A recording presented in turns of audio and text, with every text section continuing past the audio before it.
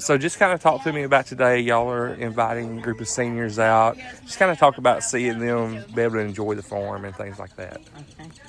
Well, we've been trying to do this for a while and we keep having rainouts, but we invited Comfort Care Nursing Center, where I work, to come out and visit the animals and check out the farm and get out and about and just get into the nature, and it's so nice to see them all getting to pet the animals and feed the animals, and they're enjoying it. And a unique opportunity to actually hand feed a llama or an alpaca. Right. And donkeys today. So just kind of talk to me about what y'all are doing today, bringing out senior citizens to come see the farm, just to kind of talk to me about it. Well, basically, we do outings. We try to do outings about once a month. And Julie is our ADON at Comfort Care, and she and her husband invited us out with our residents to come visit and see the animals and see the farm. And our folks love outings and to get out. Right. So we're blessed to get to do this. Right. How do you think they're enjoying seeing the alpacas and the llamas and all these different animals get to feed them? Oh, a lot of these folks had farms at one time, so they are enjoying being out with these animals. Yeah. And it's a beautiful day to do this. A little overcast, no rain, so we're blessed to get to do this. Right. And I understand they bring the goats sometimes to see the seniors and come up every now and then. Absolutely. Of course, we're used to them wearing pajamas when they come to visit us. They're a resident favorite. Really? Absolutely. Does it kind of bring them some joy and things whenever they're able to bring in animals and things like that? It does. We consider that pet therapy. Yeah, that's what I was going to say. Yes, they enjoy it and love it. Absolutely. The more animals, the better. So you guys kind of do that once a month, you said, take them different places? We try to do outings once a month, and then pet therapy, we try to incorporate that once a month. We've got some dogs that come, and then Julia bring like her goats, and she's brought a chicken before. Okay. We'd like to have it where maybe one day, maybe a donkey or an alpaca.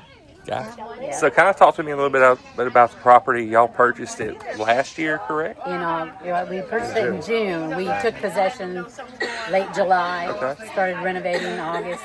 We just came out here to look at a couple of alpacas because we just wanted to add them to a farm that we already had south of Laurel, and got to know Mary Ann Stoker very briefly and learned that the property was for sale, so we ended up that same day making an offer. Didn't even get out the driveway hardly, and ended up buying the entire property. Right, so you went from buying an alpaca to a farm. Buying the farm, the whole farm. including the duck, the llama, alpacas, the donkeys. Yeah. I know the Alpaca Festival is well known for people in Stringer and Jasper County, but y'all been doing a ton of renovations to the house, the property. Can you just kind of talk about and discuss that? So we started with the barn. Of course, this is Blue Barn's farm, Right. Alpaca, Llama, and Goat Sanctuary. So the main barn is blue. We added a chicken coop, then we added the goat barn behind me, brought over our goats. And then the Mary Ann Stoker barn and observation deck, which of course that's blue, which serves as a visitor center. And then simultaneously we renovated the entire interior of the home. And as you can see, we've gotten 3/4 or a little bit less of the exterior of the home renovated right now. Right. And so we're just cleaning up the property and making it accessible, and major renovation. So what's it like to be able to, I know y'all have added to, y'all got turkeys inside, small turkeys, you got a turkey running around. Kind of talk about the animals that you have here on the property. We just did a census yesterday, and we are up to 68 animals that call Blue Barn's farm home. And that's our turkeys, the guinea fowl, the ducks, the chickens, alpacas, llamas. What am I missing? The cats. The farm actually came with a cat. Tomorrow we're picking up a brand new dachshund puppy named Cooper. So actually we'll be 68 animals, I think. Yeah. We love them. We don't eat our animals. We'll eat the eggs from the chickens, but this is truly a sanctuary for us and for the animals, and free to the community, because it's the intent here is just to provide them a good, safe home, regular veterinary care, and make it accessible to the community to come out and learn all about alpacas and llamas and goats. So you said you had goats previously in Laurel and Jones County, right? We did. Okay. So what kind of led y'all to start, I guess, I don't know any other way, collected animals, I guess, or having a sanctuary for animals? Well, before we got married, he told me two things. I'm going to live in Hawaii, and I'm going to one day have goats. So we lived in Hawaii for 8 years, and then we moved to Laurel because of hometown. And we just fell in love with it once we came to visit. and we decided, this would be a great place to have goats. It started with the 2 donkeys, and then we purchased the 4 Nigerian dwarf goats. Okay. Kevin, Stanley, Gus, and who am I missing?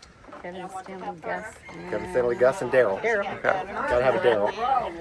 And then I think I got a phone call and asked to do a rescue, and ended up being 2 goats, and then one of those goats was pregnant, and then along came Stormy Jack, and then there was another rescue situation, and it was Lily and her daughter Talia, and Lily was pregnant, and then along came Joey.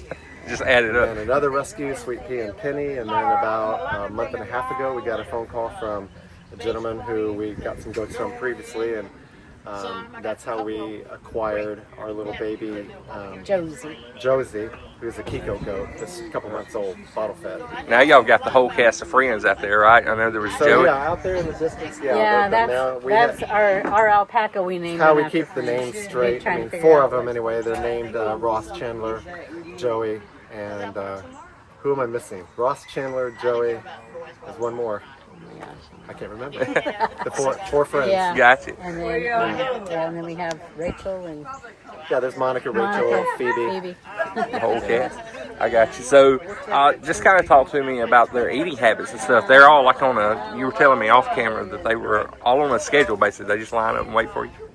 Yeah, about 99% of what alpacas and llamas eat, you see right behind us. It's grass. We do supplement with hay during the winter. And then every morning they line up along the fence. They each have their own bowl. And I literally just portion out their grains that has their vitamins and nutrients, and I just drop one on each side of the fence.